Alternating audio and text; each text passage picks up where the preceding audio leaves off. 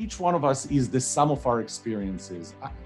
You cannot make me trust people in general more because of the things that I went through in life. Trust is two-sided in that the level of trust I have in you is the product of your trustworthiness and my willingness to trust other people. I call it trustability.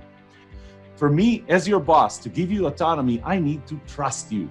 For you, as my employee, to be willing to take risks and to be accountable to what you do, you need to trust me that I will never throw you under the bus if you fail. For us to have vulnerability, start with vulnerability, for me to be vulnerable with you and share with you some of the things that you can ridicule me for, I need to trust you that you won't. For me to give you direct feedback, I need to trust that you're going to take it the right way. And for me to be receptive for that kind of feedback from you, I need to trust you that this is where you're coming from. You're coming from a place of trying to help me. So if the level of trust I have in you is the product of my trustability and your trustworthiness, there's nothing you can do about the former, but there's anything you can do about the later. There is a very significant, very important part that the first time that we meet has on building that trust. It's like you never get a second chance to make a first impression. So in the first impression, are you trustworthy or not? The problem with that is that as time goes by, your ability to turn the level of trust on a dime diminishes as well. So this is why it is so much easier to build trust than to rebuild trust.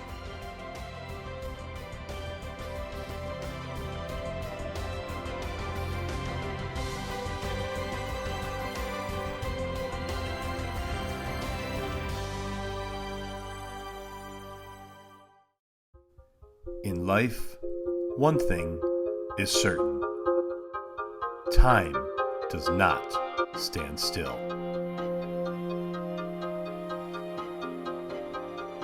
Everyone has a story to share. And your story is no less important than anyone's. Make today the day you move forward and take action. Don't let another day slip by. Your story isn't over.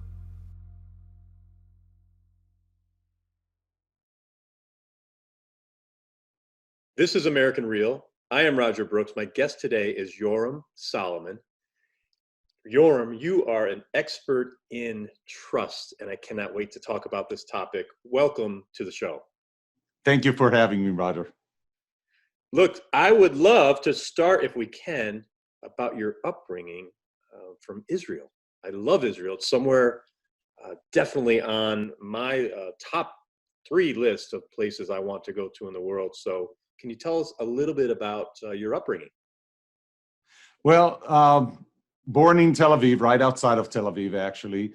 And I think an interesting story was that I was asked when I got my U.S. citizenship, which was just about 11 years ago, I was asked by the interviewer, when was the first time that you were exposed to the United States? And I thought, man, that's an interesting question. I never thought about that. And I remember back in 1973, I was 8 years old. Now you can do the math, you know that I just turned 55. But I was 8 years old. This was the 3rd day of the Yom Kippur War, October of 1973. And this is right after I heard our Minister of Defense saying that this is going to be the end of the state of Israel.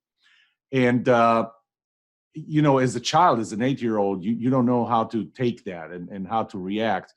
And all of a sudden, I hear this loud sound up in the sky.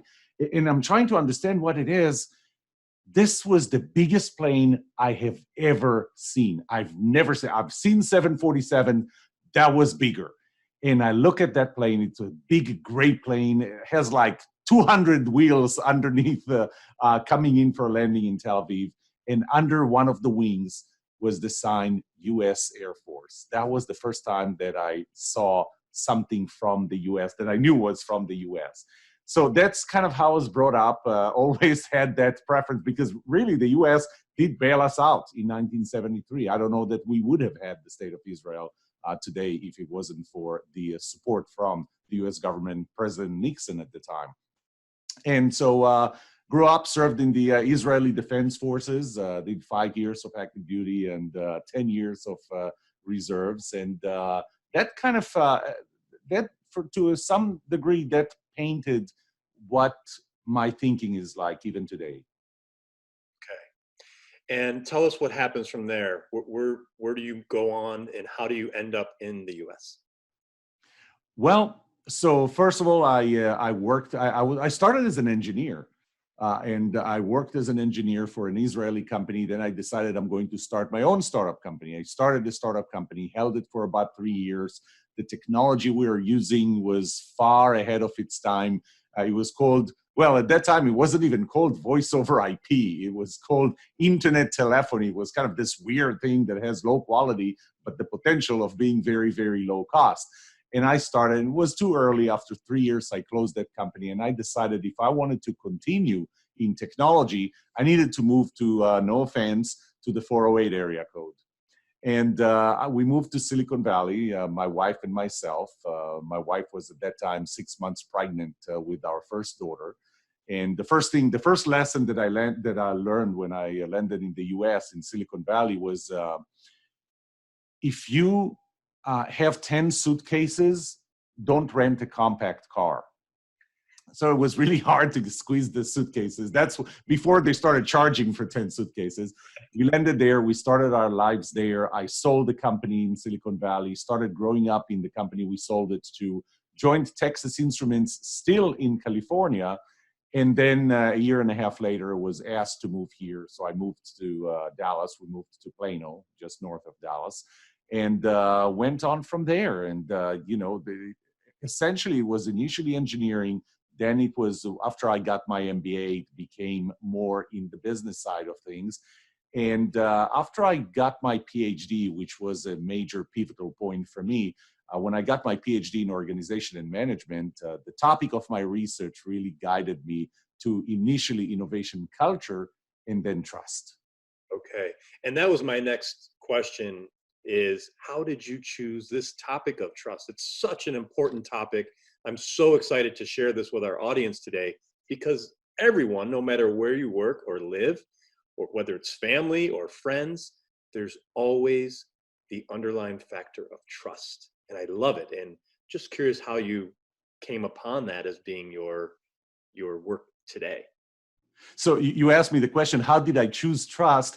I think trust chose me. I didn't choose that topic. When I did my PhD research, the guiding question in my research was, why are people so much more creative when they work for startups than when they work for large mature companies? I spent 2 years researching that. I did my study in the US, Canada, China, Europe, and even Israel. And if I had to boil down 2 years of research and 348 pages of a dissertation, I would boil it down to 2 words: innovation culture. And innovation culture, to me, if I had to define it, is the autonomy that a leader gives his or her employees. It is the accountability of those employees and their willingness to take risks and try things because they're doing it for the greater good of their company or organization. And it is the willingness of you and I at the same level, at the same team, to be willing to hold what I call a constructive disagreement. And for a constructive disagreement, you have to be vulnerable, you have to be willing to give direct feedback, and you have to be receptive to that kind of feedback. And when I started helping companies build that kind of culture, what I realized is for each one of those, for me as your boss to give you autonomy, I need to trust you. For you as my employee, to be willing to take risk and to be accountable to what you do, you need to trust me that I will never throw you under the bus if you fail. For us to have vulnerability, start with vulnerability, for me to be vulnerable with you and share with you some of the things that you can ridicule me for, I need to trust you that you won't. for me to give you direct feedback, I need to trust that you're going to take it the right way. And for me to be receptive for that kind of feedback from you, I need to trust you that this is where you're coming from. You're coming from a place of trying to help me. And so you start hearing the word trust, trust, trust, trust, trust. And I go, you know what? Maybe I need to start thinking about that. So I had, from my business, which initially was the Innovation Culture Institute, I started with this umbrella of innovation. But what I realized is if you want to start with innovation, it's like building a building starting at the second floor. It's not going to hold. So you start at the first floor, which is innovation culture. It's still not going to hold. You have to start with the foundation. The foundation is trust. And I asked 20 of my closest friends, about 2-3 years ago, I asked 20 of my closest friends, what do you think? Should I stay the path of innovation culture or should I go to trust? 19 out of 20 said, stick with innovation culture. My gut told me, go with trust. And that's what I did. Wow, what a great lesson there too, because I didn't expect you to say that. I thought you were going to say that people were going to say go with trust, but you went with your gut. And that's another great lesson. I actually had something happen to me within the last week. I had an intuition to go forward on an idea, and I didn't do it. I approached someone, and they kind of poo-pooed it, and I let it go. And then it came out in the news, last week, a year later. So I love that you said that that you went with your intuition, and that it was the foundation of trust. I'll share with you something that I tell my students because I teach at 3 universities. I'm an adjunct in 3 universities. One of them I'm teaching in right now. And I tell, and by the way, what I teach them is evaluating an entrepreneurial opportunity. So you have an idea, how can you evaluate that? And I give them the rules that I kind of developed over years to how do you evaluate this idea. But one of the things that I keep on repeating with them is the only person responsible for the success or failure of your idea and the only person responsible for evaluating it is you. You can get advice from everyone, but you're the only person responsible. I love that. Okay, so let's dive deeper into this topic. And I'd like, if you can, give us a couple of examples, because we could all relate to this. So what do people do if there is a barrier between yourself and your manager or senior leadership, or even maybe people that report to you? What do people do if that trust factor isn't set within the organization? Is there anything that you can recommend where to start if it's broken or if it just doesn't feel right? Well, I created a new model of trust. And when you dive deeper into the model, you'll see why there is a very significant, very important part that the first time that we meet has on building that trust. It's like you never get a second chance to make a first impression. So in the first impression, are you trustworthy or not? The problem with that is that as time goes by, your ability to turn the level of trust on a dime diminishes as well. So this is why it is so much easier to build trust than to rebuild trust. And it's not that rebuilding trust is not something that you can do. And in fact, just yesterday, I worked with a very large organization. I had the top 150 leaders in that organization. It's an organization with, I think, something like 16 or 18,000 employees all in all. I worked with their leaders, and before doing that, I have my own assessments, or the organization trust assessment, for example.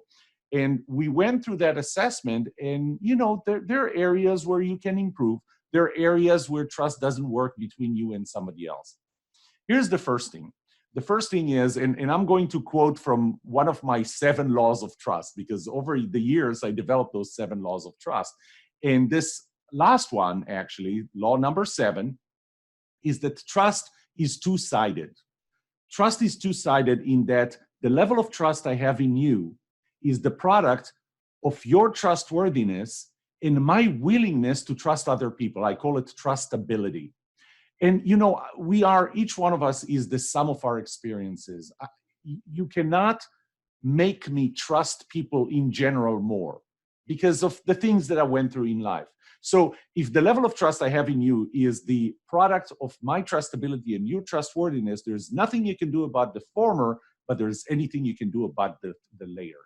And so I tell people, when you have a trust issue, you cannot work on the other side. You can only work on yourself. And so ask yourself, and I in that book, the Book of Trust that just came out last week, I provided a 7-step, I like the number 7. So I have the 7 laws of trust, the 7 steps to become trustworthy, and the 6 components of trustworthiness. I could not find the 7th one there.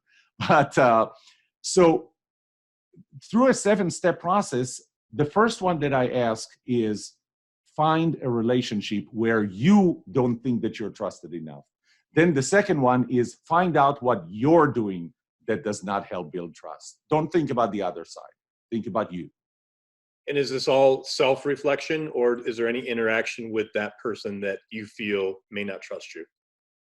Oh, there's definitely interaction. In fact, when I look at the 6 components of trustworthiness, 3 of them, I call them the foundational or kind of the static elements. So this is your competence, shared values, and fairness or symmetry. And so those exist even when you and I don't meet. But the other three exist during an interaction. So every time we interact is an opportunity to build trust or to destroy trust. And those 3 components are the amount of time we spend together, the intimacy of our spending time together. So for example, right now we are face-to-face as opposed to communicating over email or over text. So there's a lot of nonverbal value, especially in the area of emotions and feelings, that I convey to you and that you convey to me that help us build that trust faster or even destroy that trust faster. And the last one is the positivity. And one of the things I did was I looked at a lot of research that was done before me, and then I conducted some of my own research. A lot of what's in the book is my own original research. But what I found was that bad is much stronger than good. One of the examples that I give is when you look at reviews on, I took the Better Business Bureau as an example, and you look at companies like, I'm not going to tell you who the companies are, but I took 4 companies. Each one of them has average customer review of less than 2 stars. Most of them actually have less than 1.5 star, when the minimum is 1 star. You can't give 0. The minimum is 1 star. Here are 4 companies that have average customer review of less than 2 stars or less than 1.5.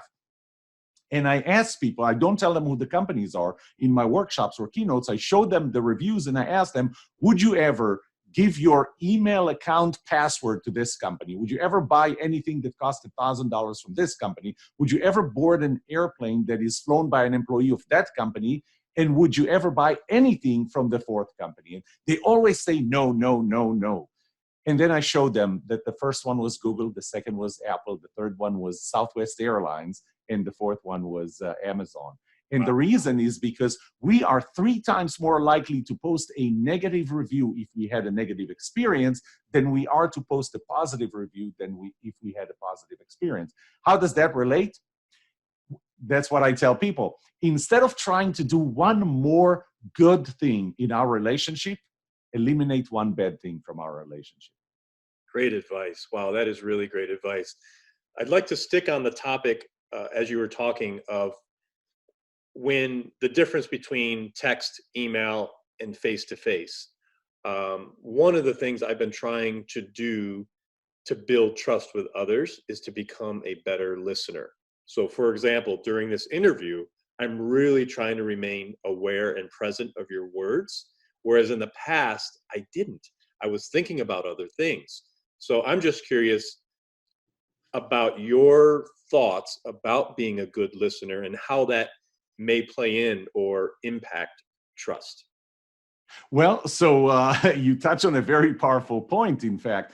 There was a study, and I'm going to start with a disclaimer. I'm going to mention the name of the study. We're going to immediately have 2.37% of your viewers saying, oh, no, he's not going to quote that study. So I'm not quoting it the way you think I am. Albert Mehrabian, back in 1968, his studies came up with Silent Messages, his book 1971, and the 738-55 rule which is so misquoted. This is a misquoted rule because people quoted this as if communication is conveyed 7% through words, 38% through tone of voice, and 55% through body language. That's not what he said. That he actually went on an interview on BBC and said, this is not what I said, because he was really talking about feelings.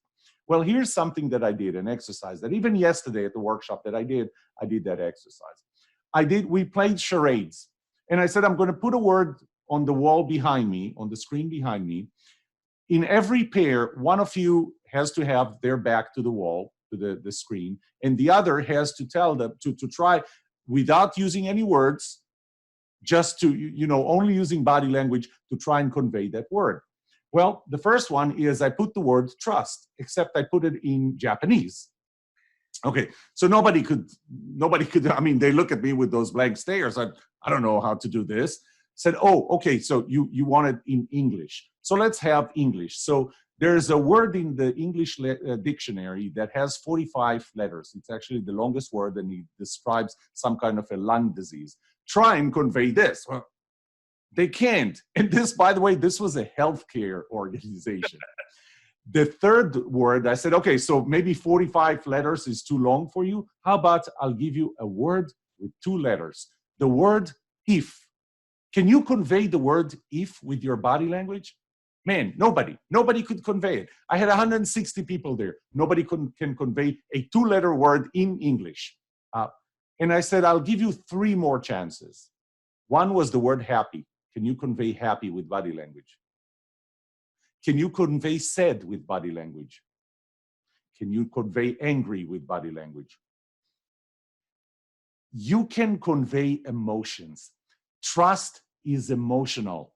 Trust is based on emotion. And that's something that is different in my model, because other models just assume that I do 1, 2, 3, 4, 5, 6, maybe 7 and 8, and therefore I will be trusted. No, trust is based on emotions. You cannot convey, well, I shouldn't say you cannot convey, but you can convey very little emotion over an email. So, you can use emoticons and emojis and things like ...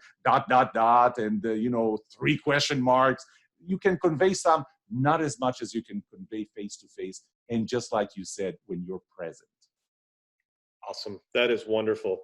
So what is so special about your model of trust? Why is this set apart from, all the other models that are out there that we may have heard or seen along the way? So there are 2 things that are really unique in it. The first one is that this is the first model that says trust is relative. We keep thinking that you do this, then you're going to be trusted. You do that, you're not going to be trusted. The bottom line is it's not. That's not the case.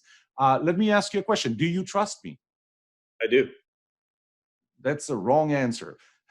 If I'm going to ask you to trust me with $10, and I do that all the time, I forgot my wallet at home, I need to fill gas in my car, I can't go home, can you lend me $10? I promise I'll send it back. You go, sure, $10, I'll trust you with $10. How about $100? How about $1,000? How about $1 million? You're starting to feel uncomfortable now, I can see. So the thing is that it's not that you trust me or you don't trust me, it's how much you trust me. So trust is continuous. It's not contextual, which, by the way, is my first law of trust. But here's another interesting thing. Would you trust somebody who intentionally lies to you to your face? Okay, that's a universal value. Would you trust somebody that knowingly puts himself or herself ahead of your interests all the time? You know that no matter what happens, their interests are ahead of yours. Not so much. I'm not even going to ask if you're a Democrat or a Republican, but would you trust the person from the other camp? You're going, I don't know. There are certain values that we may not share. Okay, so which one of us is wrong, the Republican or the Democrat? The answer is none, or both. But we are different in our perspectives. There are areas where it's not absolute anymore. It's relative. An example that I gave, and it took vulnerability to give that example, is I showed a review that I got. Have you ever heard of the website Rate My Professors? No. So I never heard of that myself. And my older daughter, actually both of them are in college, but my older daughter was selecting a class, And she was doing that based on ratemyprofessors.com. And I'm like, what do you do? So students go and post reviews of their professors. And I thought, that's genius. Do I have a page like this? And so we went and we looked, and I have a page like this. And I started to look, and all of a sudden it hit me. I see this one review. So that was a review where the student said this professor was arrogant, condescending, full of himself. He used stories, his own stories, instead of peer-reviewed literature and so on and so forth. And I'm thinking, oh my God, I'm a terrible professor. And then you look at the next 5, and the next 5 just gave, and by the way, the score that he gave me, the rating he gave me, 1 out of 5. The minimum is 1. It says the title of 1 is awful. Okay, so I'm an awful professor. And then I look at the next 5, and the next 5 give me all 5 out of 5, awesome. And they tell how involved I am and how I share all of my personal stories, and I'm so vulnerable by sharing my personal stories. And I go, wait, these 6 students didn't take different classes with me. They took the same class at the same time. All 6 of them were sitting in front of me in those same lessons. How can they have such different perspectives? Well, because I work with you, and it's just what my values don't work with the other person. Trust is relative. So that's one thing that makes my model very unique. The second one is that trust is dynamic. And we keep thinking of, I'll build it over time. And we never think about every single interaction. 3 of my 6 components of building trustworthiness focus on the every single interaction, like the one that we're having right now. That is an interaction. And, one of the things that Microsoft, I think it was 2013, they sponsored a study on attention span. And what they found was that between the year 2000 and 2013, our humans' attention span dropped from 12 seconds down to 8 seconds, while the attention span of a goldfish is 9 seconds, which bring up several questions. One is, why do we have only 8 seconds? 2 is, why did we drop from 12 seconds to 8 seconds? And 3, how exactly do you measure the attention span of a goldfish? That's right. Brilliant. So look, okay, I have one question before I move on, and that is, when you asked me if I trust you and I said yes, why was that the wrong answer?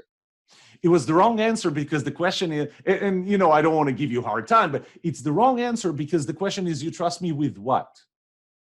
Or you trust me how much? Okay. So do you trust me? I can tell you a story that back from my military days that will make you realize that you can trust me with your life. If I'm holding a weapon, if I'm holding a sniper rifle, you can trust me with your life. Can you trust me with other things? Can you trust? And I'm not saying that I'm not trustworthy in other things, except maybe brain surgery. Would you trust me operating on you, on your brain? But you said you do. Right. I asked you if you trust me, and you said you do. The question is, trust you with what? Okay. Trust you with what, and trust you how much? So that's why I'm giving you a hard time when you said I trust you. The answer is no. By the way, I'll tell you one more thing. You trust me, and I'm not even going to say if it's more or less, but at a different level now than you did when we started talking. That's the dynamic nature of trust. Amazing.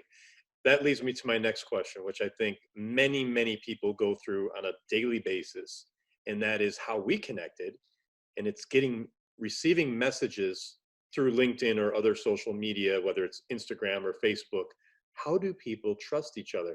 That's one of the things I've been working on, actually, is my responses to people, definitely not trying to sell something when I reach out. In fact, it's the complete opposite. It's how can I be of service to you? Like for me, to be able to connect with you today with all of your knowledge and experience, to talk about your book and your career and everything else, that has a lot of meaning to me because I know this content will benefit people, right?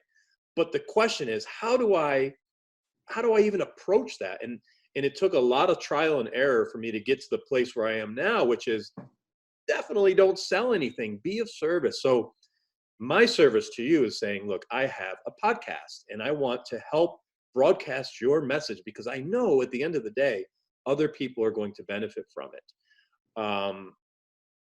How do you agree with that, I guess, first of all? And then how do you help others see the best way to interact, the best way to trust, the best way to form relationships through social media? So you brought a very powerful point, and I actually did talk about that in the book, in the book of trust. Here's the deal. Pardon my language, you got screwed by a lot of other people that abused that tool. My fifth law of trust is transferable. So here's something. You call someone out of the blue. It's a cold call, whether it's on LinkedIn, Facebook, or anything else, it's a cold call. And we got burnt on cold calls. By the way, my answer to you was going to be, oh, I'll tell you how to do that. I'll sell you a $6,000 program that would help you reach out people and grow your funnel and turn your connections into dollars.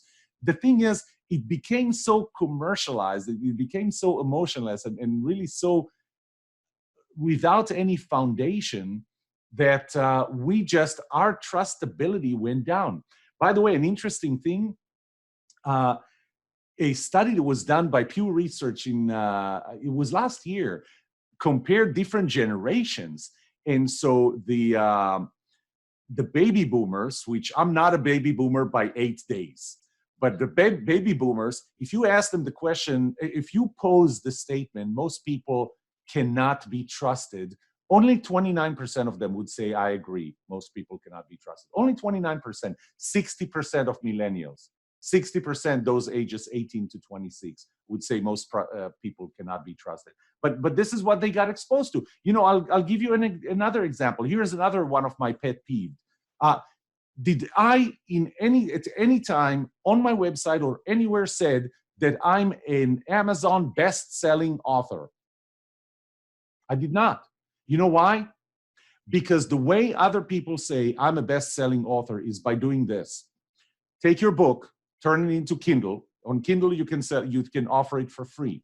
Offer it for free. Tell all of your friends to get on Kindle and buy your book. 10 of them will buy your book in the next 5 minutes. Your book jumps up to #1 bestseller. Take a screenshot from that moment on, claim that you're a best-selling author. Here's what I'm going to challenge you. Every time you see somebody saying, I published this book, I'm a best-selling author, go immediately to Amazon and see where that book ranks. See if that book ranks less than the millionth number. So we use all those tools, and as a result, when I get your message, I look at it and I go, what are the odds that this is real? What are the odds that this person is just trying to offer value instead of trying to get something out of me? The probability is very low. There's another story, it's a long story that I can tell you, where I got a message that actually had the headline, The White House. And it starts with, dear friend, you are hereby invited to a meeting of the Business Council of the White House at the White House on December 18th. This was back in 2013. And somebody is going to call you to ask for your social security number to set for your security background check. And so I'm looking at you right now, and you're nodding with your head. It's like, would you even respond to that email? Of course not. Okay, it was a real email, and I ended up on December 18th at the White House in a full-day meetings of the Business Council. But you're looking at an email that starts with, dear friend, for crying out loud, you're inviting me to the White House. You don't even know my first name. And we were so conditioned by other people who are just abusing these tools. I'm going to give you, and so I wrote in that book why cold calls don't work. It's a short, it's not even a chapter. It's a short part of a chapter. It's like 2 pages long. But essentially what I said is this: when you reach out to me and I don't know you, I don't know anything about you. And by the way, the worst type is when you reach out to me like immediately. You need a response immediately. So this would be a phone call. I don't know anything about you. Nobody ever said anything about you. I didn't do any research. What do you think is your starting point trust level? It's 0. In fact, you're doing things that others are doing, and I know that they don't have my best interest in mind, and therefore I don't trust you either. This is my trustability, remember? But what if you reached out to me through someone who I know? Here's when you get an invitation, somebody is asking you to add them to your LinkedIn network or to your Facebook to be a Facebook friend. What's the first thing that you do? You look at how many people do we have in common. Right. And you look at them and you go, well, this one, he just accepts everyone. And she accepts everyone. He doesn't. And I trust this person. If this person is willing to be your friend, maybe you're not such a bad person. The other thing is you gave me the opportunity, since the way you reached out to me was not, I'm reaching out to you and I need your response right now. I got you on the phone. You gave me the opportunity to check you out. You gave me the opportunity to check your component number one, competence. Are you competent? So I started looking at your videos. This is why I knew how most of your videos are set up and so on, and who do you interview and what do you typically talk about and so on. That's a different level of establishing that relationship. So cold calling, I'm going to reach out to you out of the blue. Again, you got screwed by millions of people ahead of you that really reached out to me or to anybody else just to get benefit for them with absolutely no regard to what I get out of it. Wow. There was something in your message that made me say, let's check this one out. Okay. So I'm on the right track. Yes. And it's difficult. And I want to help others, whatever industry they're in. I like your idea of the referral. That's really powerful because it's coming from someone of trust, within that network. And even if it takes a longer time to build your network, it's stronger, right? That foundation is stronger. I have a very small following, if you will, at this point, but I've only been focused on it, say, the last 2 to 3 months. But even from our conversation right now, I want to work even harder to build a solid foundation of trust and connect with people through relationships. So that's a very great tip that you just provided. And even though your starting point is text only, it is a message only. Actually, I can give you another idea if you want to hear it. But even if your starting point is text only, there is, when I talk about intimacy, the chapter that talks about intimacy talks about the body language of email. And emails do have their body language, and it's the content and it's the wording, because I'm starting in my brain, I'm starting to fill in other elements of what you're telling me. And I'm starting to get a sense of you, even though I never met you. Here's another possibility, a small one. What if you, when you reached out to someone, reached out with a video recording? You have the equipment, but you start with, and it's not a 5-minute video recording about, I'm going to sell you this program and that program. It's, hi, I'm Yoram, and all I want to do is I want to reach out to you, and I want to give you value. I want to put you on my program so you'll get value. I'll tell you up front, I'm not charging you any money. I'm not trying to get anything out of you. I'm trying to give you a platform because that helps me, that helps you, and that helps everybody else. I can see the sincerity in a video a lot more than I can in an email.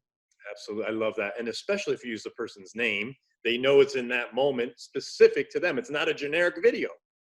Yeah, it's amazing. All those messages you get on Facebook and sometimes on LinkedIn where, somebody's telling you about something terrible that's going for them. And at the end, it says, just copy and paste it on your page. And you go, man, this did not happen to them. They just copied and pasted. And this was not really a message for me. This is a message they're sending to everybody else. Whereas when the message starts with, hi, Yoram, I'm going, okay, this is a video that was recorded for me, period. This is not a happy birthday video that you recorded in general and you're just sending it to everyone. When you said happy birthday, Yoram, I'm like, okay, this person just took 1 to 5 minutes of their time to do something only for me. It's not something that they can reuse because, they can only reuse it with other people named Yoram. But that little thing can be the make or break. By the way, I have a $6,000 program to sell you on how to build. Exactly. I don't. And this is exactly why I love doing these interviews, because we just had a great conversation, very natural. Nothing was scripted. We had a few topics that we wanted to cover, and we covered them. Now we're going to get into your book a little bit more specifically, because look, I want people to support you. I want people to read the reviews for your book. I want them to look inside and see what might be in there, but then hopefully they take that next step and purchase the book because it will help them. And I'd like for you to tell us, how will your book help? How would it help me? How will my book help you? First of all, you will, if you have paper on your table that's like flying around, you can put it. It's a heavy book, 334 pages. It can hold the Wow. That would be one use of the book. But really, this book is the, and I'll tell you something. This book was in me for several years, for about 5 years. Right before this book, last year, I published 3 books. Those are mini books. Each one of them has 100 pages, and they're called Can I Trust You? All of them are called Can I Trust You? The subtitle of the first one is 70+1 Habits That Will Make You a Trustworthy Leader. The next one is 67+1 Habits That Will Make You a Trustworthy Team Member. And the last one currently, because I keep on writing those, 50+1 Habits That Will Make You a Trustworthy Salesperson. And essentially what I do is I deconstruct this model, 6 components, and for every one of those kind of relationships, leader to follower, team members, employee to their boss, salesperson, I deconstruct those 6 and apply them to that specific relationship. And with that specific, with every specific relationship, you get 50, 67, or 70 different habits that you can adopt. Each one of them is 1 page. I even accompanied them on my YouTube channel with videos, 1-minute videos. And so if instead of reading the book, you want to watch a video, it's a 1-minute video, and you're done. You've got that habit. But chronologically, let's say the right order of things should have been: write the big book, explain everything, because in a 100-page book with large font, mini book with large font, right? I can't convey call it the wisdom, the theory, the research, the stories behind what I know today. But that wasn't the intention of those books. And those books, by the way, sell like crazy because people today really want to get down to the point. Okay, so give me the habits. Just give me the habits. Don't worry about anything else. Give me the habits. And so I give them the habits, and they're happy. They buy these books like crazy. But I felt that I did need at some point to write the big book, to write the book that puts it all together. So if you're someone who says, you know what, and this is where trust comes into play again. If you heard me speak, and you heard me speak on your show, people at the audience heard me speak on your show, and we built a certain level of trust, or let's say I built a certain level of trustworthiness for you to say, I'm going to skip the book. I'm going to go into the 3 mini books, and I just want the habits. But if you want to know, if you are more curious, if you are more, you want to know really where it's coming from. You've heard too many theories, and you go, okay, now I understand those habits, but I want to know where he's coming from. That is the book. I'll tell you something. In this book, there's a lot of research that was done by others. So I summarize research. Heck, I summarize research that happened in the 1920s that is still applicable today, that's forever going to be applicable. I summarized research that happened last year when I started writing this book. This book took 8 months to write, and it has 86,608 words. But the other thing is it includes a lot of original research that I've done, and I interviewed several people. So, for example, the introduction to this, it's actually not the introduction as it is the foreword. The foreword to this book was written by someone who was a fighter pilot during the Korean War, the Vietnam War. He was a Top Gun instructor. He flew for the U.S. Air Force Thunderbirds. Wait, it gets better. When he flew over Vietnam, in one of the missions over Vietnam, he was shot down, and he spent 7 years as a prisoner of war in North Vietnam in a place that is known as the Hanoi Hilton, which, by the way, I checked, is one of the lowest ranking Hiltons in the chain. But that was a joke. But anyway, he was a 7-year POW. He came back to the US broken, really. And he decided that he needs to serve in other ways. First, he came back to Texas. He served in the state legislature, and then he spent 27 years in the US Congress. He retired only last year. He wrote the introduction. But I interviewed for that book, I interviewed a US Air Force pilot who flew a KC-135. So in case you don't know what a KC-135 is, think a 707 with 200,000 pounds of jet fuel flying in the air at 25,000 feet, waiting for fighter jets to come in and get refueled. He flew that. He flew into the jet wash of another KC-135 in front of him. And if you saw Top Gun, you know what happens when you fly into a jet wash, except this is not an F-14. You're flying a passenger jet, essentially. It got into such wild maneuvers that at some point he got indications of fire in both left wing engines. He sent the boom operator to eyeball the engines. Boom operator comes back and says, "Good news, bad news. Good news, there is no fire from the engines. Bad news, there are no engines under the left wing." So here you're flying a 707, 200,000 pounds of jet fuel, no engine under one wing. And the crew looks up to him and says, "Do we bail?" Because there is an option of bailing out of a KC-135. He looks at them, he's the captain of that flight, and he says, "Stick with me, we'll be fine." Put yourself in their shoes. Do you trust him? And so I deconstructed that story. I sat with him and interviewed him to see why did they, because they did trust him to land. This is Kevin Sweeney, by the way. That's his name. And he has a website and he tells this story in keynotes. I interviewed a fire department chief, a police department chief, one of Israel's leading divorce attorneys. You'll be surprised. Number one reason, by the way, why relationships break is trust, lack of trust. But the trust between the spouses, the trust between that person and the divorce attorney. I interviewed people all over to get the sense of how do you build trust. So if you want to get to the depth of trust, a new model of trust that is both relative, assumes that everything is relative, it's not absolute or universal, and that trust is dynamic, a model that shows you in 7 steps how do you kill one bad habit that will make you more trustworthy once you kill it, then that's the book. That's the value that you get out of it. Wow, Yoram. And again, for everyone, these are tools that everyone can use.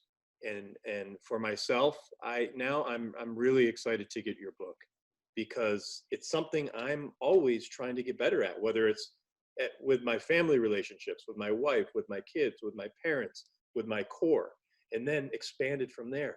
Trust is so important to me as a human, and I want to pass on these lessons to others. So I can't wait to read your book. You know, and I'll add one more thing, especially since you said family and you said spouse. Here's something interesting. Here's a study that I did in 2018. It wasn't a study, it was more of a survey. I asked people, what is the most important quality for you in other people? I can't ask this question anymore. I mean, heck, you look and you see behind my shoulders the word trust. So I can't ask you, what is the most important quality when you look behind me and in orange, in burnt orange, it says trust.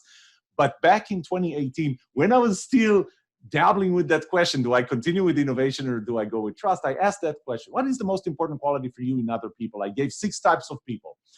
It was your boss, your employee, your peer or colleague, a salesperson trying to sell you something, a government representative, or your spouse. And I asked, what is the most important quality for you in those people? 306. Well, first of all, I got different answers. I consolidated them into 5, the top 5 that I heard the most, that most things consolidated into. And then I asked 363 participants to take a survey, and I asked them this question, this time giving them only those 5 options. and across the 6 different types. These are the five qualities: your willingness to work hard, your willingness to take risks, your trustworthiness, intelligence, and good looks. I know you're laughing. 0.83% of my participants, which is 3 in 363, said good looks was the number one quality for them in another person. Scary. 61.2% said it was trustworthiness, which is more than the next 4 combined. But not across all 6 types of people. Amazing. Not across all 6. On average, it was trustworthiness. For one type of relationship, it wasn't. Wow. When I asked leaders about their employees, what is the most important quality? Number 2 was trustworthiness with 39%, and with 47.5%, number 1 was the willingness to work hard, which brings up something that Henry Ford once said. He asked, why is it that every time I ask for a pair of hands, they come with the brain attached? It's 2020. We still think that way. Isn't that something? Wow, Yoram. This is fantastic. Look, I cannot thank you enough for all of what you shared today. A lot of golden nuggets in there. I do have one last question for you before I let you go, if that's okay. And I ask every guest, at the end of the day, when you're done with your work here on this earth, what do you want your legacy to be? What do I want my legacy to be? You know, it's funny because I did think about that question in the past. Someone once asked me, what would you like written on your tombstone? And so I thought about that, and I came up, I have 2 options. I have plan A and plan B. Plan A, what I want written on my tombstone is, he inspired me. I served on the Plano Independent School District Board. I got elected. This is a thankless job, and that doesn't pay, by the way, and I loved it. I served on a lot of boards. I teach a lot, not for the money. I do this because I'm passionate about this, because I want to inspire people. I want, at the end of the day, for somebody to say, I am trusted more today, or I trust somebody else more today because of something that I read or saw Yoram say. That's plan A. Plan B, my hobby is radio-controlled airplanes, and so plan B, the first person to be killed in a radio-controlled airplane accident. Okay. I'll stick with plan A. Yes, stick with plan A. Yoram Solomon, you have inspired me today. Thank you so much, and I know you've inspired our guests. Thank you so much. How do people reach you if they want to get in contact? Well, first of all, thank you. I enjoyed being here with you. I enjoyed spending this time with you. In terms of reaching out, the easiest thing is go to our website, either trustbuildinginstitute.com or trust21000.com. Or you can text the word trust to 21,000. Or you can follow me on LinkedIn, not on LinkedIn, on Twitter and on Instagram with Trust21000. There's a theme there. Love it. Yoram Solomon, thank you so much. Folks, get the Book of Trust, which just came out, and I'm sure that's available on Amazon. And thank you again. Welcome to the American Real family. Thank you. Thanks for tuning into American Real. Be sure to visit our website, AmericanReal.tv, or search for us on iTunes or YouTube for past episodes. While you're there, please rate us or leave us a review, as that helps others find our show. I am truly grateful and appreciate all of your support. If you'd like to be part of our inner circle or want one-on-one coaching, check out the American Real Learning Academy, where we have self-help groups and courses so you can build the best you. We also have a new Facebook group where you can connect with high achievers from around the world. If you want to go even further, maybe you're determined to write your own book or launch your own podcast, contact me today to see if we could help. You can reach me through Instagram or Facebook, or email me directly at roger@americanreal.tv. And speaking of podcasting, our next course will be starting soon. So if you're interested in launching your own podcast, join me and Podcast Your Passion. I'll take you through my 8-week course where I'll mentor you to build a world-class podcast. I'm only taking on a small group of people who want to share their passion through broadcasting, where I'll have you up on iTunes and YouTube within weeks so you can podcast your passion. Click on the link below for more information. Thanks for tuning in, and we'll see you next week.